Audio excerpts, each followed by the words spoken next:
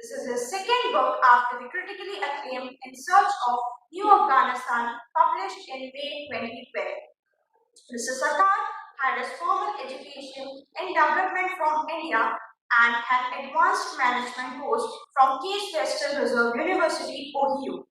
Born in 1970 and brought up in Jamshedpur, he currently lives in New Delhi. It's an honor to have you with us, Mr. Sujeet Sarkar, and this gets even more delightful as we have Mr. Karthik Golikar, who will be in conversation with him as the moderator. Mr. Karthik is an entrepreneur with 22 years of experience. His company sells products in about 50 plus countries and is very interested in international politics. I once again welcome you both. Now, my dear audience, without skipping a moment, I humbly invite Karthik sir to proceed further. Good morning, everybody. Afghanistan, it's a very interesting topic and it directly or indirectly affects each one of us in India and, of course, the entire world. So, can you tell me, like I was told you were there in Afghanistan for quite a long time, what actually inspired you to go ahead and write a book? What could you sense over there which actually sparked that inspiration to write a book?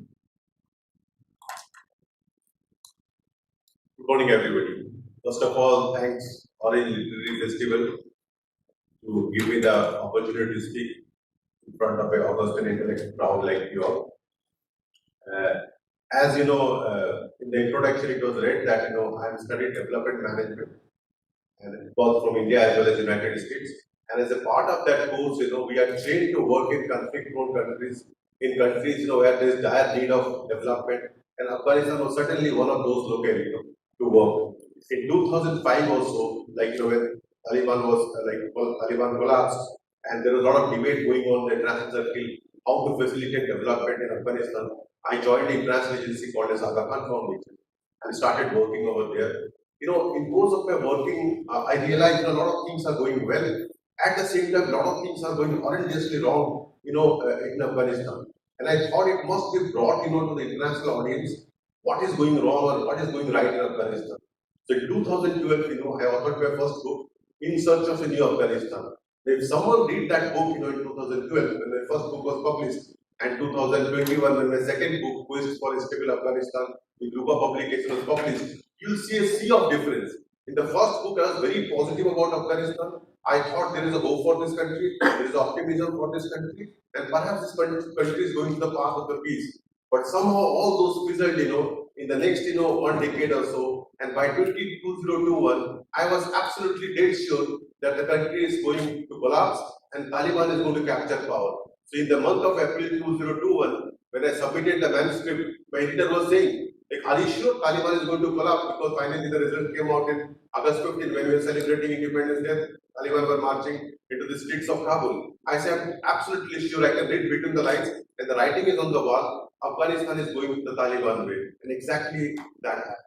So I thought just to apprise the international audience about what are the underlying causes that led to the collapse of Kabul, why there was no resistance, for the Taliban despite putting $2 trillion by the United States to build Afghanistan. So I thought the international audience must know this, and that's why I offered this. Interesting. So much money was spent, $2 trillion, like if we quote. What actually went wrong from US or the NATO side that actually led to the downfall even after so much efforts were put?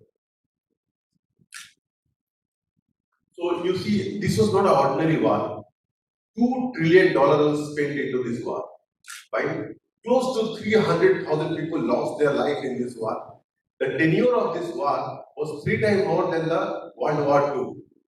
And despite you see, on 15th of August or Independence Day, when we all were glued to the TV watching the celebration of Independence Day, Taliban was marching into the streets of Kabul almost with no challenge, completely uncontested, and basically I call it as a walkover given to Taliban on 15th of August. So what went wrong? And there are a variety of factors. There's no one reason, that is solely responsible for the collapse of Kabul. There are a combination of factors. I'm going to briefly, highlight some of them. First and foremost is, US was always fighting in Afghanistan the half war, I call it. Why half war? Because everybody know that Taliban's are being, aided and abetted by ISI of Pakistan. Now on this side of the border, that is the Afghan side, the US forces were going for the final kill, chasing the Taliban to the kill. While the same Taliban on the other side of the border, that is the Pakistan side, were allowed to be mentored, go free, nurtured, coached, given arms, ammunition, training by the ISI and the deep states of Pakistan. So it was always a half war. So will someone explain to me how will you win a war when you treat Taliban on depending upon which side of the border they are? Like in Afghan side, you are going for the kill. On the Pakistan side, you are allowing them to leave. So it was always never a perfect strategy. And this is not I am saying. There are two generals, one US general and one UK general. Both of them said this, in their private mails to their fiancé, girlfriend, and few more colleagues that even next 20 years they're not going to win this war because the strategy is wrong. And both of them were fired. So that is one of the key reasons that we are fighting half the enemy in Afghanistan. The second thing was that, in 2012, I appeared for an interview in NDTV, and they asked me one question. Is that, Mr. Sarkar, what is going to determine the future of Afghanistan, stability in Afghanistan? And I said very clearly, I said, look, if US can contain the ability of Pakistan to fan strategic unrest, aid and abet terrorism through Taliban in Afghanistan, the war is won by the US. We'll win the war. And exactly that happened, Pakistan, the US, for that, reasons better known to them, never dealt, Pakistan with an iron hand, They knew very well, and it has come to, to the public knowledge by the top leadership, President Trump. He made n number of tweets whereby he squarely blamed Pakistan, for fanning unrest in Afghanistan. The Chief of Staff, Mike Mullen, he openly blamed ISI for fanning unrest through Taliban in Afghanistan. But for the reasons better known to them, they never tried to control, very strictly control Pakistan to fan unrest in Afghanistan. And this is one reason, even having worked it for 20 years, I couldn't fathom what is actually the reason, what is the reason behind it. Secondly, at best they were, resorting to this carrot and stick policy, whereby, they are controlling the funding that was going to Pakistan. At times they're saying, showing some red eyes to them. At times they're giving them the leeway. So there was never any strict control, over Pakistan, ISI, to toe the line in Afghanistan. Third thing was opium. No discussion about Afghanistan will be completed unless and until we understand the context of opium in the context of that country, in the context of this war. I quote a UN report. According to UN report, Taliban makes $44 billion per year, through the opium trade. If I give you a context, 70% of the world heroin is prepared by the opium, grown in Afghanistan. Now, where does this money go? This money goes to Taliban. They, procure lethal arms, weapons. They, give salary to their cadre, and the salary is 3 to 4 times more than what a Afghan army force would be getting, in Afghan army. And they design lethal war strategies. There was a realization at the top leadership of US as well as the Western leadership that if you want to control Taliban, if you want to contain Taliban, you have to root out or eliminate poppy from the soils and minds of the farmer in Afghanistan. And a hoping $44 billion was employed to root out, eliminate poppy from the soils of Afghanistan because it was the lifetime for Taliban. It was the chief principal source of finance for Taliban.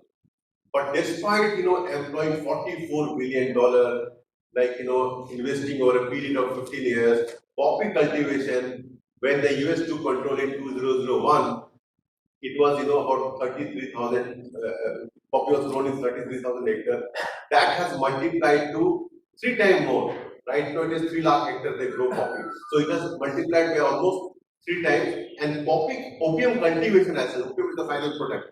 Opium cultivation as such has multiplied by 10 times. Imagine $44 billion, you are putting it to control poppy, and the result is poppy has grown by tenfold. So that was also, that technically means all the money, elevated source of money was going to the Taliban, and they were getting more lethal. And that's why the last 2, 3, 4 years, Taliban really transformed themselves into a very lean, lethal machine, mean machine for fighting the US forces. And the fourth, if I can say, like, building this Afghan army.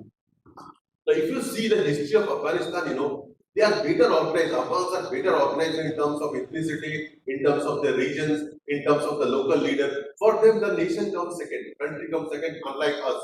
If you go and ask any Indian army donning a soldier, like a uniform, say like, what is your ultimate dream? He'll say, I want to come back with the Tiranga, over my body. That means he's going to sacrifice his life for the sake of the country.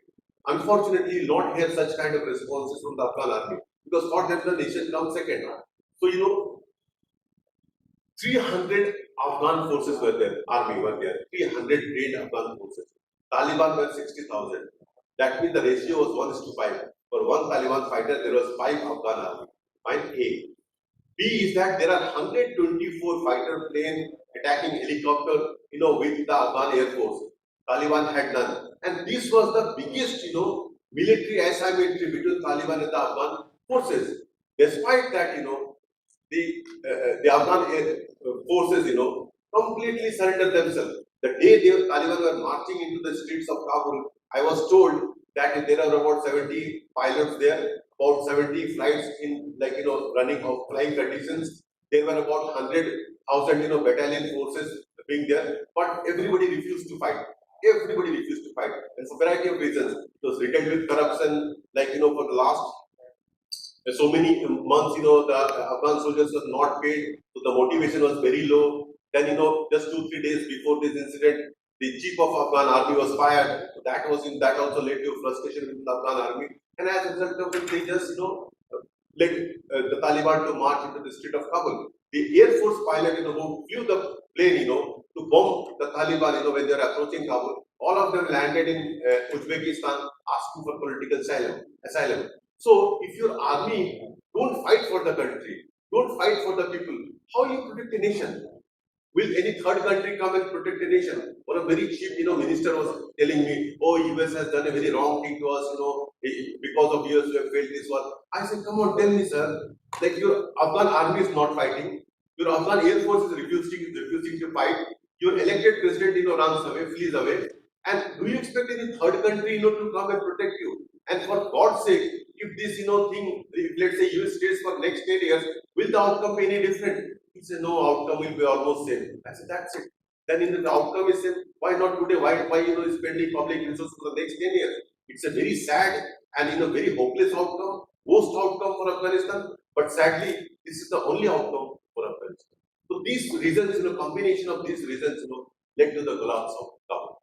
Then actually the US could actually sense that the things are going wrong or might go wrong because they have their own sources and intelligence and everything. Why didn't they take actually proactive steps to actually restore the democracy again?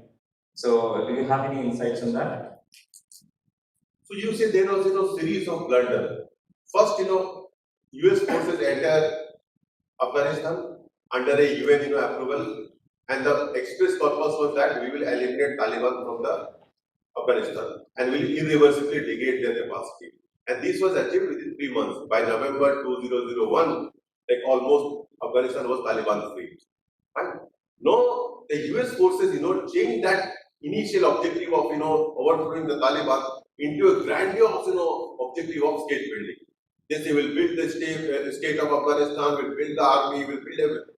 No, any layman will say in state building, first and foremost objective is to build the army, Afghan army. Because they are going to protect the nation, they are going to support the government, roll out policies and things like that. Unfortunately, this realization came to the US in 2012, when they slowly realized that we are not going to win the war in Afghanistan. What they did is they started this peace process, because they knew that they are going to be defeated in this war.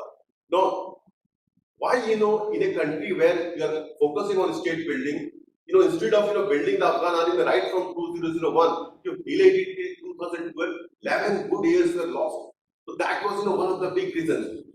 Then, Afghan army, anybody who has worked in Afghanistan, look, he can never build Afghan army.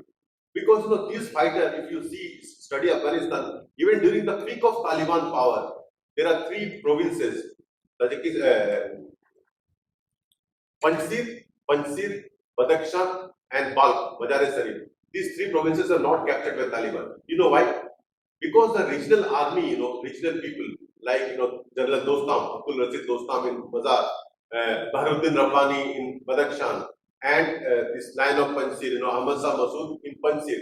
They built such strong regional army, regional army. All the youth joined them and they fought to the nail, with the Taliban. And they didn't allow Taliban to, enter, their provinces. Now, if you bring the same people into the fold of a national army, somehow their fighting ability erodes considerably because they don't get that motivation, which they get in the region that I'm protecting my region, I'm protecting my leader. They don't get it at the national level, So that was also one of the reasons. And I always say, peace process was just optics for the international audience. Under the garb of peace, they want to exit Afghanistan. US wanted to exit Afghanistan. It was nothing more than that. I have never seen a peace process where Monday to Friday, the US forces and Taliban are fighting each other, and Friday they are going to Doha and singing peace carol together, breaking bread together and searching for peace. How will this kind of peace process last? I told it vehemently. I said this is not going to work, and finally that's what happened. Peace process in Taliban knew very well. We are winning the war. Peace process happens or doesn't happen. We give a damn. For them, it was just one activity. Parallelly, let it go. They knew we were winning the war. So US got engaged in the peace process at a time when there was they were in a very weak position. Taliban knew that we are winning the war. That's why US could never figure out the right time of exiting Afghanistan. Perhaps if they wanted to exit Afghanistan, November 2001, when Taliban was overpowered, thrown out of Afghanistan, was the best time. Or even when Osama bin Laden was captured in Pakistan, that was the best time because the morale of our terror group was lying low. Best time to get a good bargain and exit Afghanistan. Even when the Mullah Umar, the founder member of Taliban, was death died, that was a good time to do a bargain and exit from Afghanistan. They choose the wrong time, wrong strategy, and wrong place to exit. As you mentioned that the borders of the south eastern part of the Afghanistan are quite porous and Taliban's go across the border and have their training schools and all those things. So do you feel like Pakistan government knows about it? They are hand in glove with Taliban and they were one of the forces who were actually behind the overthrow of the democracy in Afghanistan? It's very much there, I don't have to say anything. It is documented in public domain, You see no else than the ex-former president of United States, President Trump, openly said in a tweet that Pakistan is playing the game of deceit and duplicity in Afghanistan. That means they are showing to the world that we are, for you, we are for the war on terror in Afghanistan. But tacitly, hiddenly, they are supporting arming the same Taliban to wage a war in Afghanistan. They knew very well. They never wanted. What I mean to say, when you were there in Afghanistan, could you feel something, such kind of vibes over there? Yeah, you ask any people, any commander, any policeman, any like minister, any army man, and I've interacted with all the entire length and breadth of the country because of my job. Everybody knew it. This was written on the wall, But in the beginning, as I said, for God's sake, nobody understands why US failed to deal Pakistan, ISI particularly, with an iron hand.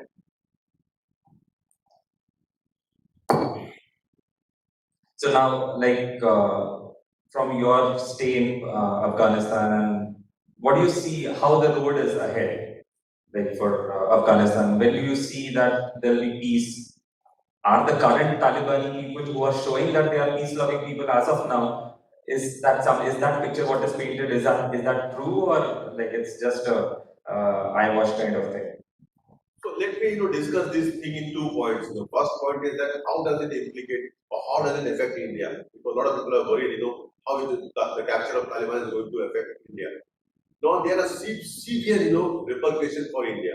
And this, recently our defense minister, Honorable Rajnath Singh, also, articulated this, what is going to happen now? First thing is that, you might be knowing that Pakistan is constantly being placed under, grey list, under the FAT. FATF, resolution. So a lot of eyes are, watching very carefully whether they are allowing the breeding ground of terrorists in Pakistan. So it's become very difficult for them, to do such kind of things now, with the entire international glare, media glare is there. So they need a safe locale, hidden locale whereby they can breed, terrorists, jihadis, with the anti-India sentiment. And Afghanistan gives them a fascinating place because, all those radical pro-ISI Taliban, fighters are now integrated in the government. If you see 16 proscribed even terrorists are part of the, new government. Fine. The Prime Minister Muhammad Hassan Akhund is the one, who ordered to break the Bamiyan Ghouta, which easily could have been the eighth wonder of the world. The defense minister is a top-notch, drug trafficking, king of, Afghanistan. So all this Haqqani network, all the Indian embassy attack was engineered by this person, Jalaluddin Haqqani. They are no part of the government. So obviously, Pakistan will, what they will do is that, they will use Afghanistan because of the tacit connection, strategic connection with Afghanistan to prepare, jihadi forces for anti-India sentiment. That's number one. Number two is that I'll come to that, sir. Number two is that, there are 60,000 Taliban fighters, and almost 35,000 will be inducted in the government in various positions. Still 30,000 Taliban leaders will be left. And these are jihadis. They'll not work for a salary. And I've seen that. If you go and say, please, be a police constable, they'll not work. But if you say that you have to fight for the cause of Islam, you have to, be a jihadist, you will protect Islam, you will be the savior of Islam, you will fight it. Now, Taliban, ISI, will leave no stone unturned, to groom, nurture this, leftover Taliban, group to, to fight against, India in Kashmir. So obviously, you will see all these, jihadi outfits like Lashkar-e-Taiba, Lashkar-e-Jhangi, Jasim Muhammad, JKLF, all this will be, there will be spurt in terrorist activity in Kashmir and S12. Now, this is the third, changes that is going to happen. Fourth is that, this, Afghan war has given a very bad template, for the terrorist group. The template is that no matter how big the force is, military force is, if you fight someone, the long-term vision, protracted battle, if you engage in the protracted battle, long battle, you will win it. And look how we have defeated, the US forces. Now, they will be trying to extend this template, not to Kashmir. Fine. So that is another reason. Fourth one is that, right now, the Taliban was very different in 2001. There was Taliban and there was ISI. The Taliban of 2021 is very different. Now there is ISI, there is Taliban, and there is China. China, is salivating with this $2 trillion of resources, lying beneath the soil of Afghanistan. So they have access. Now, obviously, they will try to, muscle out India from thick of things in Afghanistan. So as a result of which, India should be prepared now to deal with more pressure point beyond Kashmir. They are going to open a pressure point, the whole Pakistan-China combo is going to open pressure point for India beyond, the peripheries of Kashmir. So that is also, one thing that, we all have to aware about. And the last thing is that, you must have heard that, there are 60 kgs of heroin captured in the Mundra port, 40 kg in Gujarat. This is the beginning.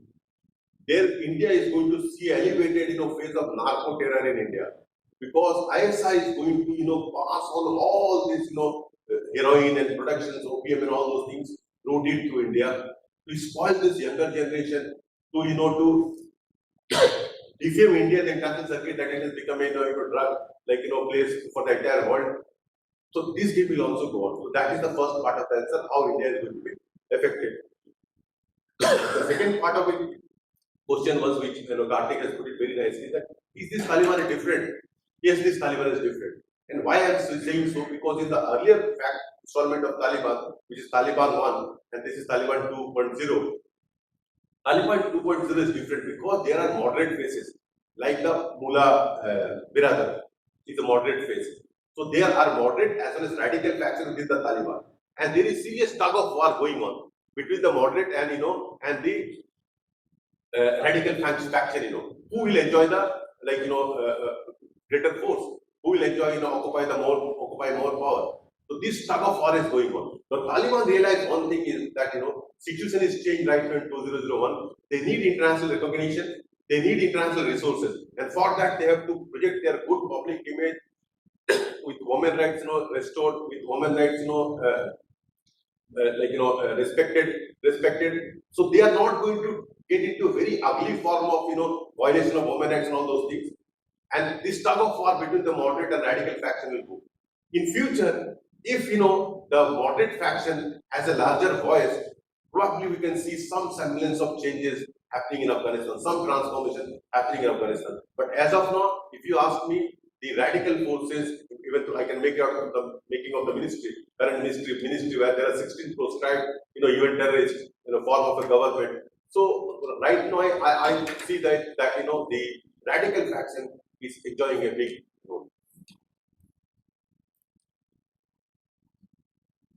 Yeah, can we? I think we can have questions from the audience. We're about the time. Sir, Yes. I have a question. Yes, please. So I'm Jahangir Gogaji.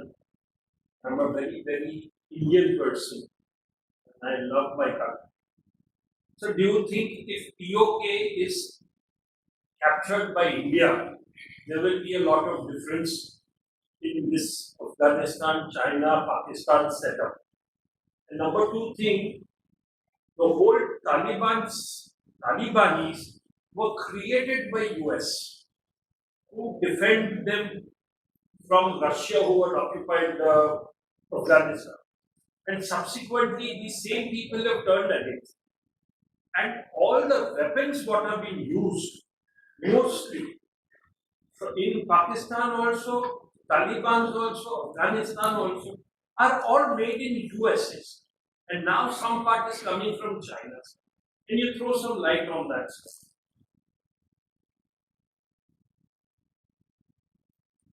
See, we don't have to do any guesswork, in understanding who is fomenting trouble in Afghanistan and also in India. It's written on the wall, But how to contain them, containing, Pakistan, India can easily do, But when there is a combo of China and Pakistan, it will be, India will be tested. I'm not saying India can't do it, but India will be tested certainly, And US, if you see New York Times, every newspaper, Washington Post, Los Angeles Post, Wall Street Journal, everybody is bluntly criticizing their government that you have blundered, in Afghanistan. You have ruined public exchequer. You have ruined $2 trillion. But there is sadly no accountability. Trump and all the predecessors have are resting now after the presidential days. So there is no accountability. So nothing will be done. So and I hope when US is going to learn from their mistake. That's why if somebody asks me, is the timing right that that the US has exited Afghanistan, I will stick my neck out and say yes, because I know in next 20 years also there is no solution. So at least this way if they can find a solution, if the world can find a solution that is more tenable than the earlier. And what about Balochistan, sir? POK? See, I'll not get into that thing because that's not part of the book. Mostly I will not discuss Afghanistan. In fact, like what they say, that $2 trillion which came to Afghanistan, most of them went back to US because they bought USS equipment and all those things. Yeah. So, in fact, if you read my first book, there is a chapter, whereby I said that even though it looks like $2 trillion has been given, but half or rather 75% of the money has gone back to the US. Because the American military, I have seen, and few of my friend also, they will drink mineral water coming from US. So that is always there. So the land of Afghanistan is majorly influenced by, suppose, Buddhism, the Mauryan dynasty, then communism, then Mujahideens, then Taliban. So much around it is around the period of 300 to 400 years that I know. So and now the world media is very strong. The influence of media is very much on the public. So the root cause, I suppose, is the mindset of Afghanis, common Afghanis. So they are not changing. Why this is happening only in Afghanistan? See, it is not that they're not changing. Let me give you some data, like during Taliban time, all the female engineering colleges and medical colleges are closed. Like, when I was working in Afghanistan from 2005 until 2014, all the female engineering and medical colleges running with a full capacity. Every year, 60 to 70,000 graduates. 60 to 70,000 graduates, are passing out, from Afghanistan. That never happened in this. It's not that things are not changing. Things are changing positively. But this is something people can't control. I agree that there are radical people still in the rural hinterland, in the southern belt of Afghanistan. There are radical people, but a lot of things are changing. Often I say it to my colleagues, Afghan colleagues, that man, why can't you control your own country, or why can't you control this particular? Silence, please. Okay. Can you why can't you rest in peace? What is the answer? You say, Sujeet sir, we are a very small country, no economy, no forces, nothing. You have such a great army, you have such a great air force. Tell me, why are you not able to solve the problem of Kashmir? These things are, very difficult to solve, because there are heavy external influences. Unless until you neutralize the external influences, things will become very difficult. That is the reason I think. So even the opium which has been grown over there, I believe the Taliban used it right from the very childhood. They make those Talibanis opium addicts. That is how they become jihadis and they die and they are wanting to kill themselves. There is a cat and it's eaten inside. Okay. I thought the mobile is sounding like that.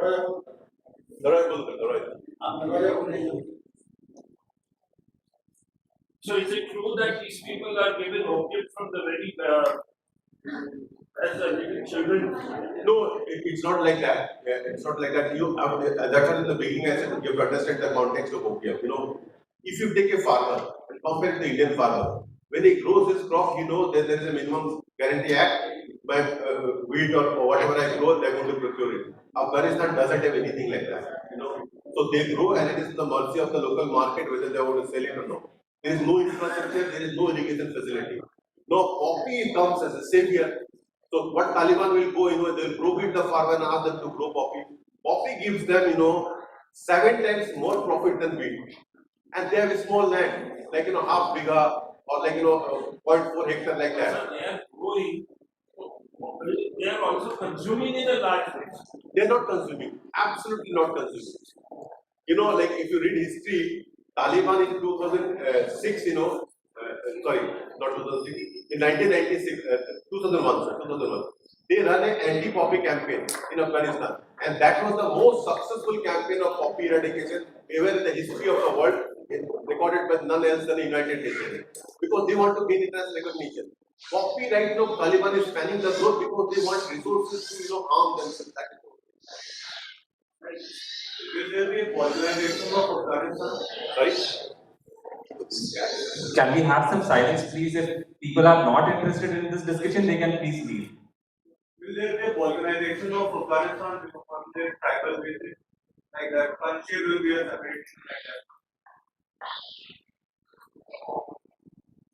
In fact, I attended a London conference, this was in 2013, and there was a bureaucrat, top bureaucrat, who has expertise on Afghanistan. So he said, divide the country in 4, 5 parts, give Jalalabad and all those places to Pakistan, give, Herat to Iran, give, Turkmenistan, Turkmenistan, Uzbekistan, some of the provinces that they're connecting, with the borders of Afghanistan, like that, and that is the only way it's going to be solved. Give Kandahar to Pakistan. No country will do that. No country can do that. These are all theoretical things, Afghanistan has to live the way they are living right now. I only hope that the moderate ways gain traction in the government. They bring in reforms, they respect women rights, and the country is slowly, getting into the path of development.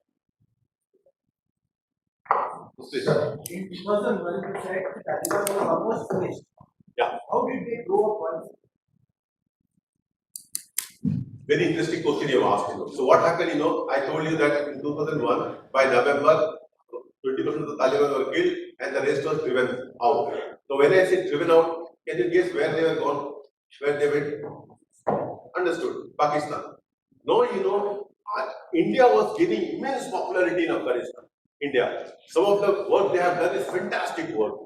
We don't criticize government just for the sake of criticism. They have done fantastic job in Afghanistan. And today, there is a BBC which conducted, British Broadcasting Corporation, which conducted a poll in Afghanistan, which is the most popular country in Afghanistan among the Afghans. First was India with the 68 point something percent vote. Second was Japan. Third was Germany. Fine. And most hated country was Pakistan.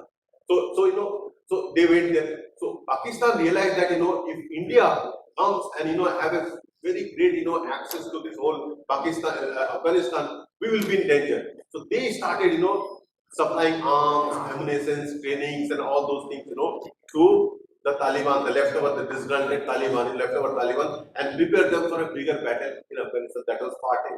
Second thing was that all the drug lords, poppy growing farmers, not farmer, drug lord, who grow wheat, the ordinary farmer to grow poppy. So they realized, that our trade is finished. Now there is a US forces, and all the poppy we cannot grow, we cannot make money. So they also started funding the Taliban. That because they have ulterior motive that as soon as Taliban come to power or they control bigger part of Afghanistan, we'll be able to grow poppy again and make supernatural profit. They again supported. That is the reason. That is the way they slowly got into the Spite of America being exactly. in spite of America. See, America never made a difference. I'm telling you. If you see the data every year, the number of killings of civilians as well as Afghan Air Force or US Air Force is only growing, only growing. Sir. Last question. Sir, last. Yeah. What will the government of India's diplomatic strategy towards this Taliban government now present in Afghanistan in the context of this Pakistan and China, which is pressurizing our Indian borders, and thirdly this relation, abrogation of the 370 Kashmir? Very good question you asked. First and foremost is that the Taliban. Sorry, for the first part of the question. Can you repeat your first part of the question? Pardon? First part of the question. First part, diplomatic strategy of the government of India towards the Taliban government in Afghanistan. So you see the problem with India did everything, they played their part very well, except for one blunder. In 2012, when the world was recognizing that there are good Taliban and bad Taliban, and we must find out a way, to engage with good Taliban. India said no, there are bad Taliban and only bad Taliban, there is no good Taliban, and no truck with Taliban. So that completely isolated them from the mainstream Western committee. That's why India was never into the thick of things in any installment of the peace process. You talk about 2014, you talk about 2017, quarter to the Doha declaration. India was never part of it. So they did that blunder. Having said them, what is the way out forward for India? There are two things India can do. Unfortunately, our bureaucrat, there are set template and they don't look beyond template. So they are right now the discussion is whether they engage with Taliban or don't engage with Taliban. There can be a third way out, And the way is that, I would suggest India must do two things. First is that, open a development aid office in Kabul. Development aid office in Kabul, which will not do any diplomatic things, but which will continue good development, relief, humanitarian work for the people who are almost on the verge of facing hunger in Afghanistan with the winter prolonging. So that is one part of the work. Second part of the thing is that you don't have to open up an embassy in Kabul because that means you're legitimizing the Taliban. Go and open up a embassy in Doha. In Doha, hectic parleying are going on, hectic hobnobbing with bureaucrats, discussions, deliberations are going on, how to engage with Taliban in future. So we must place, we have a Doha embassy, we must place, somebody, top Indian Foreign Service officer, who will again, interact with all this wider clientele of, different Western countries, diplomats, bureaucrats, and understand, calibrate our approach, adjust all those things. This cannot happen from Delhi, this cannot happen from Kabul. So they can calibrate our approach and make a more pragmatic approach, how to engage with Taliban. Now in future, maybe 4-5 years from now, if US, UK, France, everybody, accept Taliban, we are left with no option. We also have to accept it. But do with a calibrated approach, do with a very strategic thinking, and not just ad hoc, go and open up a diplomatic post in Kabul. But as I said, our bureaucrats are, only operates in template. Whether there will be embassy or there will be no embassy. They'll never think about a development aid office or a development coordination office. And why I am emphasizing on a development aid office? Because if I said India is vastly popular among Afghans. So if you give them, development aid, you will continue to ride on that popularity. If you don't give them, that popularity is going to be lost. And we don't want to do that after investing $3 billion.